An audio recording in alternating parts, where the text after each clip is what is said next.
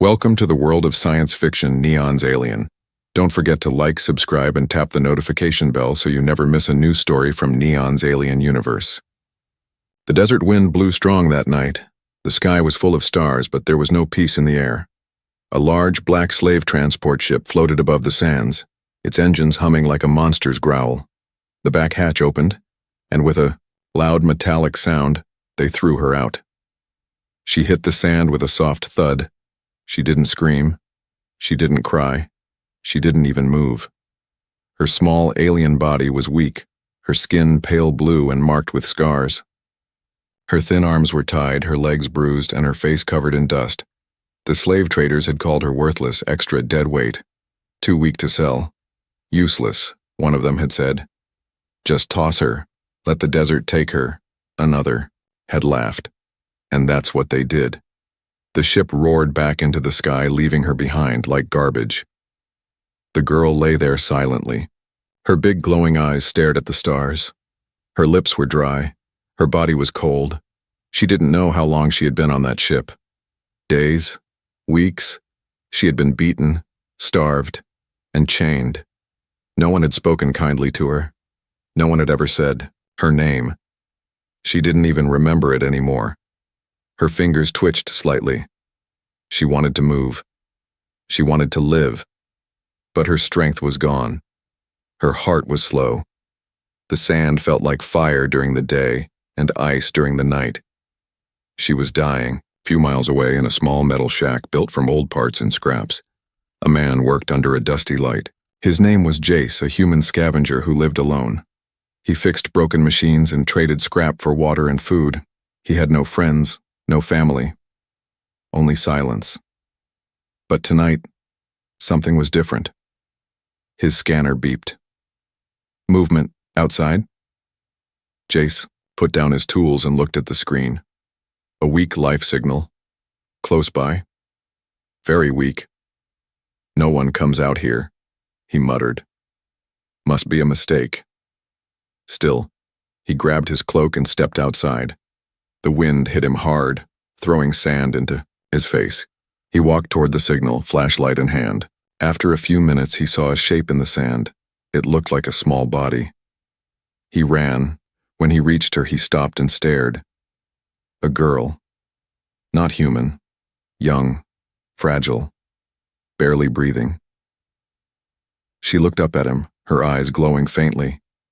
He knelt beside her. Hey. Are you alive? She didn't answer. He checked her pulse. Weak. But there. She was alive. Jace looked around. No ships. No signs of others. Just this girl alone and dying.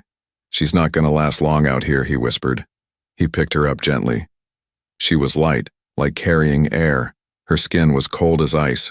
Her wrists were bleeding from tight chains. Who did this to you? Still, no answer. Only the sound of her slow breathing. Back in his shack, Jace laid her on a soft blanket. He lit the fire and brought warm water. He cut off her bindings and cleaned her wounds. She winced, but she didn't fight. He spoke softly. I'm not going to hurt you. You're safe here. She opened her mouth, trying to speak, but no voice came out. Her throat was damaged. She looked at him with wide, scared eyes. He gave her a small cup of water. She drank a little. Her hand shook. You poor thing, Jace whispered. What kind of monster leaves someone like you to die? The girl slowly closed her eyes, not from fear, but from exhaustion. Jace watched her for a while. Something inside him felt different. He had seen many strange things on this desert planet. He had found old machines, rare metals, even hidden weapons, but this time he had found something else. Something alive. Something broken. Something worth saving. He sat beside her, watching the fire. For the first time in years, he didn't feel alone. As the night passed, the desert wind screamed outside, but inside the shack it was quiet, warm, safe. The alien girl, thrown away like trash, was still breathing. She had been left to die, but someone had found her, and now, her story was just beginning. The morning sun rose slowly, painting the desert sky with orange and gold. Inside the small metal shelter, the alien girl slept quietly for the first time in what felt like forever. Her body was still weak, but her breathing was stronger. Her fingers didn't shake as much now. Jay sat nearby, watching her closely. He hadn't slept, not even for a second. There was something about her, not just that she was alien. He'd seen aliens before. Some had scales, others had horns, some were huge and loud. But this girl was something else. She was soft, silent, delicate like moonlight, and something else. Her scars. They weren't random. They were done on purpose. Marked. As if someone wanted to erase her identity, her voice, her life. Suddenly, her eyes opened, glowing faintly again, like stars reflected in water. She sat up quickly, panic rushing into her eyes. Her arms swung defensively, her back hitting the wall. Hey, it's okay. Jace raised his hands. You're safe. You're not on that ship anymore. She looked around, heart racing. No metal cage, no chains, no guards, just blankets, soft light, and this strange man. Human. He slowly placed a piece of bread and warm broth in front of her. I found you last night, he said gently. You were dying. She didn't move, just stared at the food, then at him, suspicion still deep in her eyes. Eat, Jay said softly. I'm not like them. She reached out slowly, hands shaking. The moment she touched the bread, she pulled her hand back fast, like she expected to be hit. But no hit came. She waited, still nothing. Slowly, carefully, she grabbed the bread and began to eat. Her jaw moved fast like she hadn't tasted food in days. Which was probably true. Jace didn't say anything. He just watched, not as a scientist, not as a savior, just as someone who saw her. A few minutes later, she looked at him again. Really looked. Jace smiled gently. What's your name? She blinked, lips parting. She tried to speak, but her throat only made a soft rasping sound. Pain flashed across her face. No rush, Jace said. You don't have to talk. He grabbed a broken tablet from his workbench and handed her a stick of chalk. Can you write? She looked at the chalk. Her hand hovered over it. Then slowly she reached out and took it. Her fingers trembled as she began to draw something on the floor. It wasn't a word. It was a symbol. A small circle with a curved line cutting through it. Jace tilted his head. What does that mean? She tapped the symbol twice and then touched her chest. Your name? She nodded once. He smiled. Zira. Her eyes widened slightly. Zira, he repeated. That's beautiful. Her lips moved again. No sound. But a small smile touched the corner of her mouth. For the first time, a real expression. That evening, Zira watched as Jace worked on some damaged circuit boards. She sat on the floor, blanket around her shoulders, silent, but not afraid anymore. Jace explained what he was doing as he worked, not because she understood, but because she listened. Every time he spoke, she tilted her head, as if the sound of his voice was something rare, something worth hearing. She pointed to one tool. He handed it to her. She nodded. A few minutes later, she helped him hold wires in place. Her fingers were clumsy but careful. She wanted to help. She wanted to do something. You learn fast, Jace said with a grin. Zira looked at him. Her eyes softened. That night, while the wind howled outside again, Zira didn't sleep in the corner. She moved closer to the warm fire Jace had lit. Before closing her eyes, she did something that surprised even herself. She placed the chalk on the ground and slowly wrote something in her own alien script. Jace leaned over and saw it. What's this? She pointed to the symbol again, then to another symbol beside it. Zira is not alone. Jace looked at her for a long moment, heart suddenly heavy in a way he hadn't felt in years. "No," he said, voice low and kind. "You're not alone anymore." And with that, Zira closed her eyes and slept. This time, not as a slave, not as a prisoner, but as someone who finally felt seen. The desert was silent again, but inside the little shelter, something was changing. Zira stood near the doorway, her glowing eyes watching the sand move outside. She didn't run, she didn't hide, but her arms stayed close to her chest, like she was trying to hold herself together. Jace sat on the floor beside a small generator, trying to repair it with one hand and hold a tool in the other. He glanced at Zira. "You don't have to stand there all day," he said. "You can come, sit." She didn't move. Jace sighed. "I won't force you." But Zira wasn't afraid of him anymore. She was afraid of the feeling inside her. This peace, this warmth. It wasn't normal. Not for her. She didn't understand it. No beatings, no shouting, no cold chains. Only firelight. And a man who looked at her like she mattered. That evening, Jace noticed something strange. While working on the old cleaning bot, he spilled a tool. He bent down to grab it, only to find Zira's hand already reaching for it. Their fingers touched. Zira froze. Jace quickly pulled back. "Sorry." But she didn't move away. Her hand stayed close, her breathing slowed. She wasn't scared, she was curious.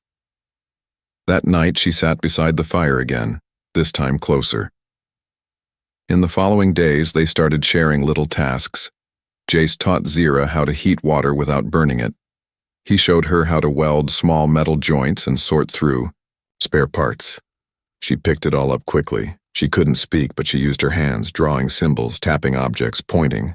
Every time she understood something, she gave a tiny nod. Every time she made a mistake, she lowered her head like she expected punishment. But Jace never raised his voice.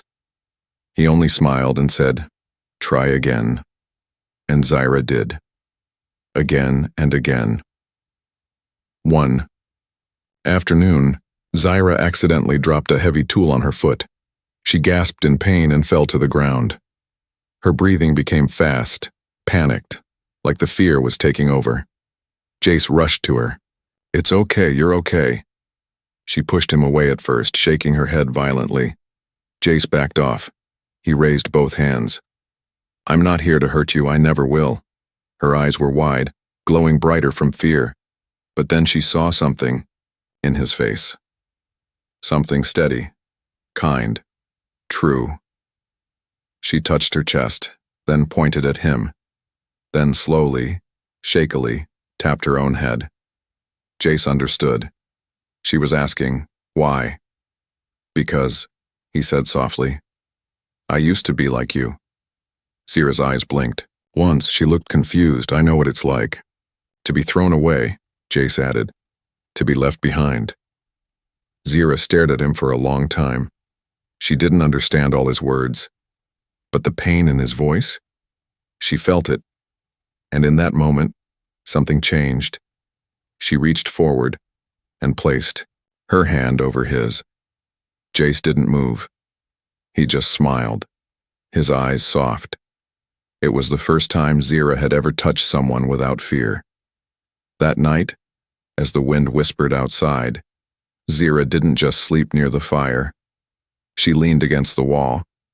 Beside Jace, her head lightly resting on his shoulder, her dreams were quiet. No cages, no whips, no screaming, only the hum of the wind and the beat of a kind man's heart. In the morning, Jace awoke to find something drawn on the ground beside him. A picture, rough, childlike, but clear. It was her and him, side by side, a fire between them, and a single word, written in alien script, translated softly in chalk underneath, "Safe." Jace stared at it for a long time, then looked at Zira, who was watching from the corner. He smiled. "You're learning fast," he said. She tilted her head, and for the first time, let out a sound, not a word. Not a cry, just a small kind of laugh. It was broken, dry, barely a breath. But it was the most beautiful sound he had ever heard. The stars above were quiet, but in the shadows of space, someone was watching. A sleek black bounty ship floated silently above the desert world. Its scanners beeped softly, then locked onto something. A signal, a life-form signature. Her signal, Zyra. The crew stared at the screen. "She's alive," one of them growled. "I thought we dumped her." "We did, but her tracker is still working. That human must have picked her up." "Then bring her back. The buyer wants her now." Far below, Zyra stood beside Jace, watching him work on an old solar panel. She was wearing a worn brown jacket now, too big for her, but warm. Her feet were bare, but stronger. Her walk was steadier. She still didn't talk much, but her eyes spoke clearly now, and they were full of life. Jace glanced at her. "You thinking of helping or just watching me sweat?" Zyra smiled faintly and handed him the tool he was reaching for. "You're getting good at this," he said. She nodded once, then knelt beside him to help. In that quiet moment, Jace felt something strange, a warmth, a peace. It had been years since he felt anything close to home. That night, Zyra drew a new image in the sand beside the fire. 2 figures, her and Jace.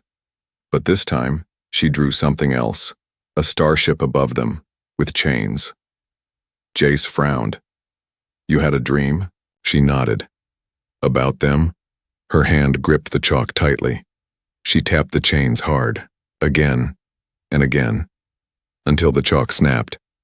Jace put his hand on hers. "It's okay. They're not coming back."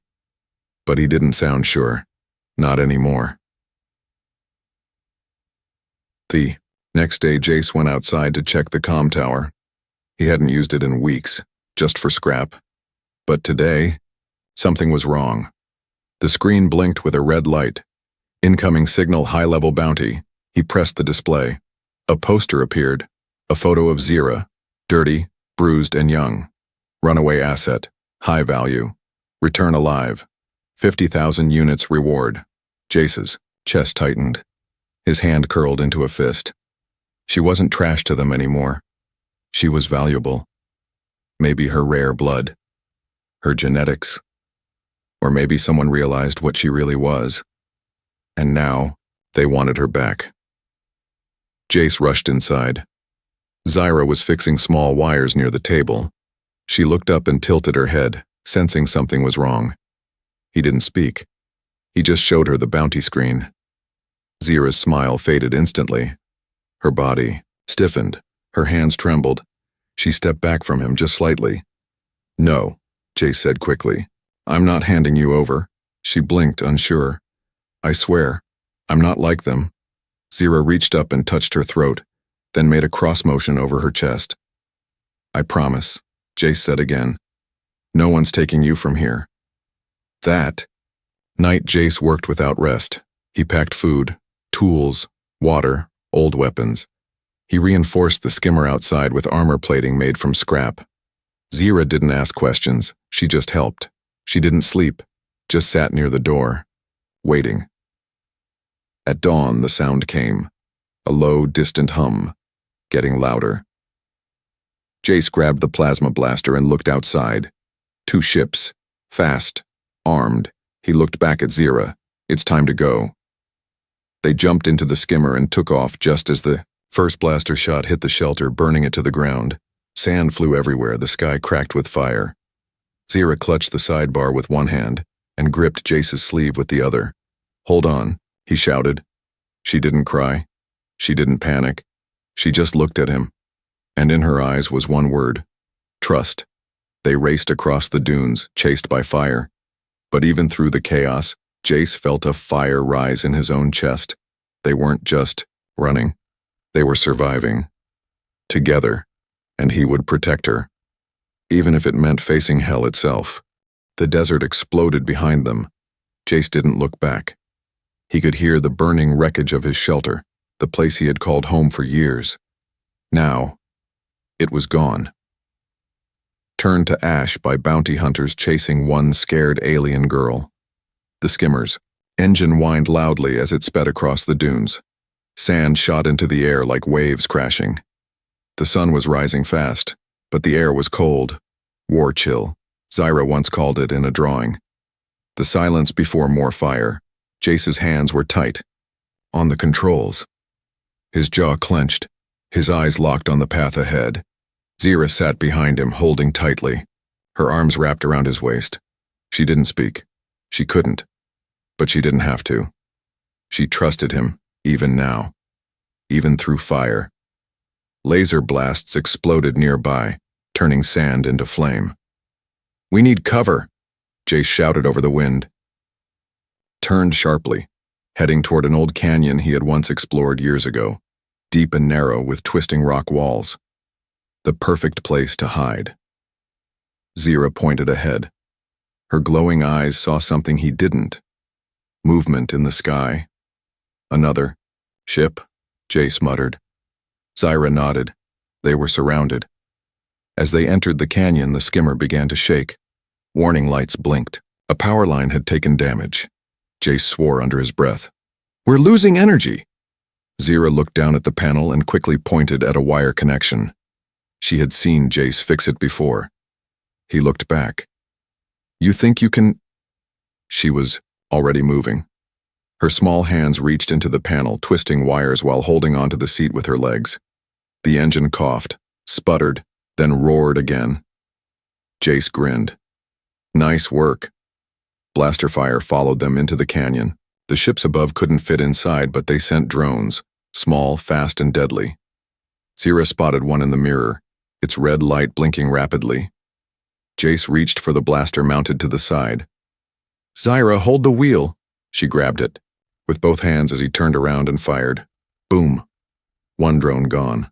Two more appeared behind them. Jace kept shooting. Zyra kept driving. They were a team now. A strange team, but one made of fire and instinct. Suddenly, the canyon ended in a cliff. Jace's eyes widened. "No, no, no." He yanked the controls left, and the skimmer slammed into a sharp turn. One wheel lifted, the machine tilted, sand flew high. Zyra held on with all her strength. Then crash. They hit the ground hard, skidding sideways, smashing into a rock wall. Silence, smoke, and pain.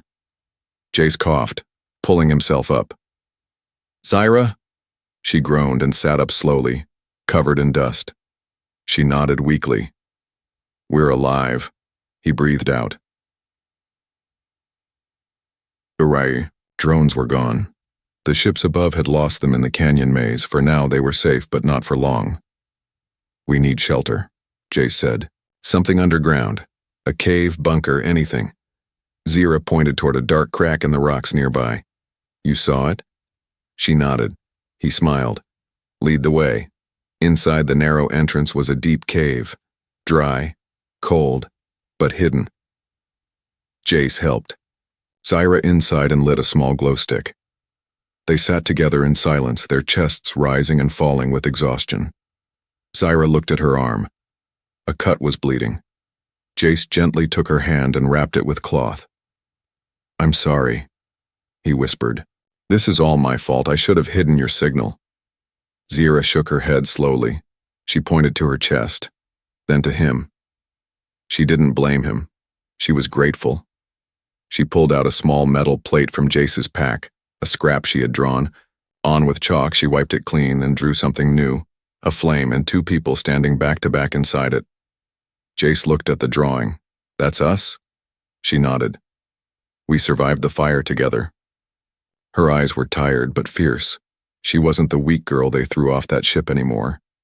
She was someone stronger now, because she had someone who didn't run away. That night, while the wind cried outside and bounty ships searched the sky, a human and an alien girl sat together in the dark, injured, hunted, and exhausted, but still alive, still fighting, and neither would ever be the same again. The cave was silent.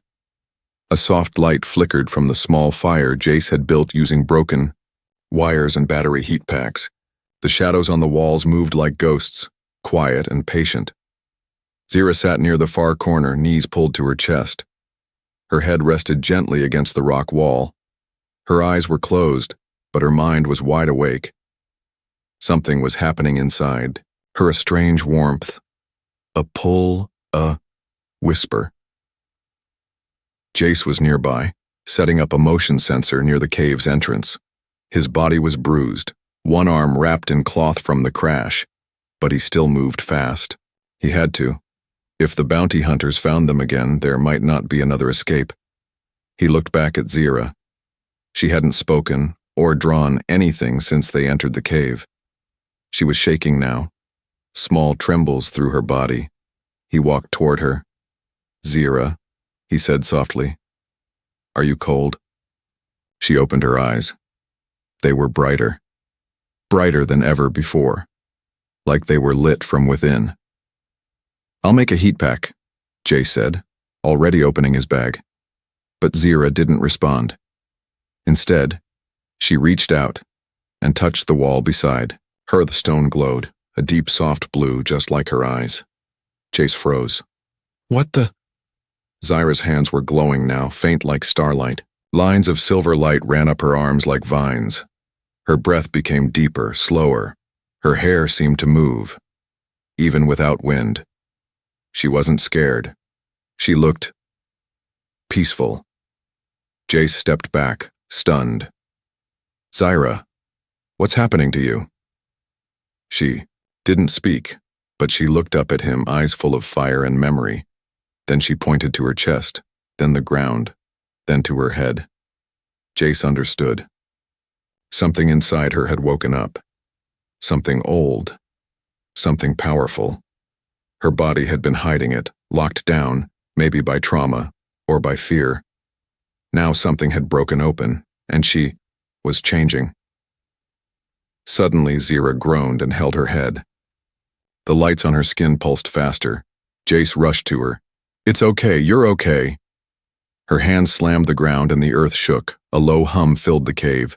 Stones floated for a second, then dropped. Jace's heart raced. He had no idea what she was, but she was not what those slavers believed. They thought she was weak. They were wrong. As the light faded, Zira collapsed into his arms. Her body was burning up, but her face was calm, like she had finally let go of something she'd been holding inside for too long. Jace held her gently. "You don't have to hide anymore," he whispered. "Not from me. Not from anyone." Hours passed.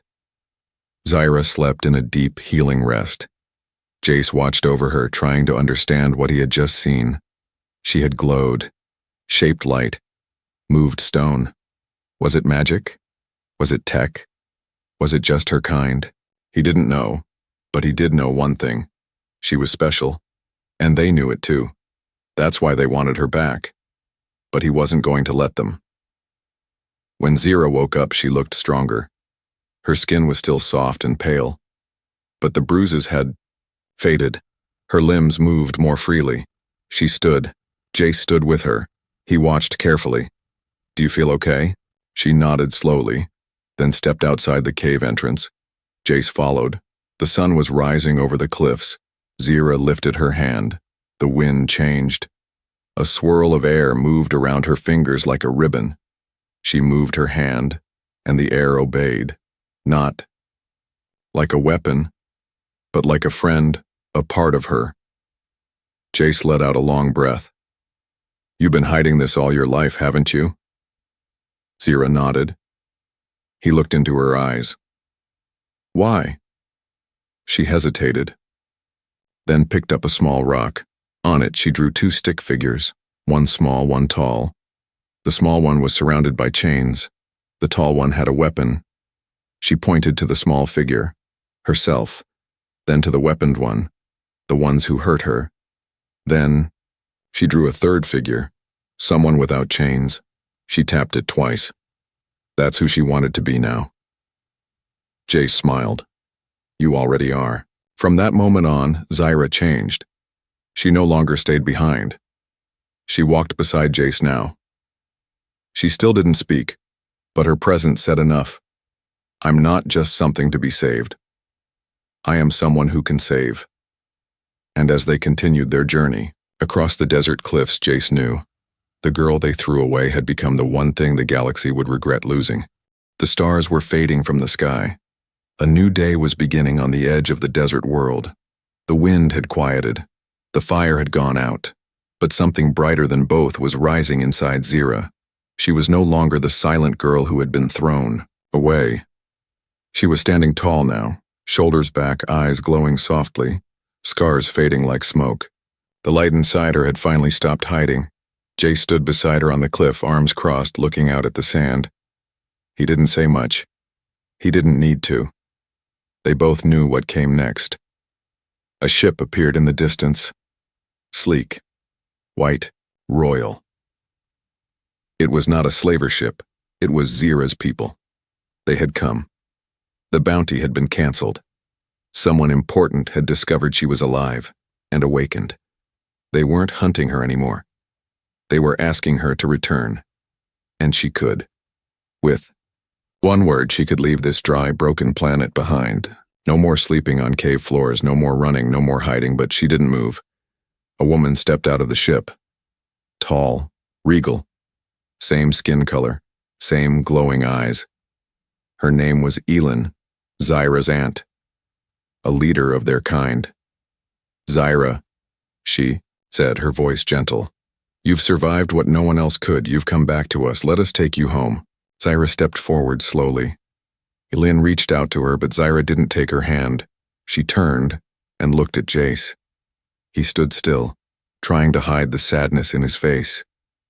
It's okay, he said quietly. This is your life. Go live it. Zira stared at him. Then she reached into her coat and pulled out the small metal plate she always carried. The one where she drew her stories.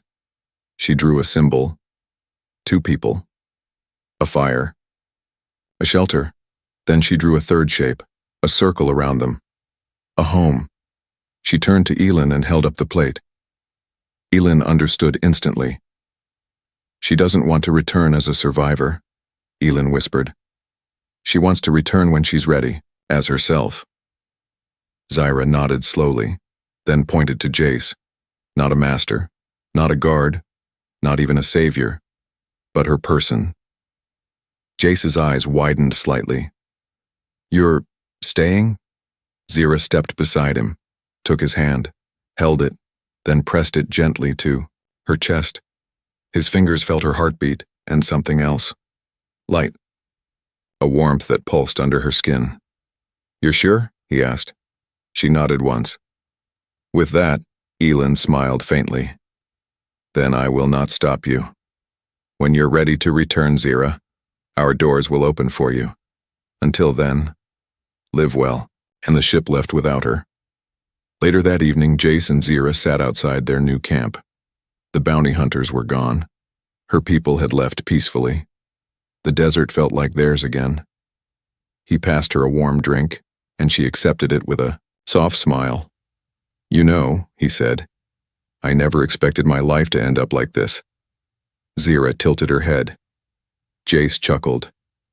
I was just a junker, a scavenger, alone. And now? He looked at her.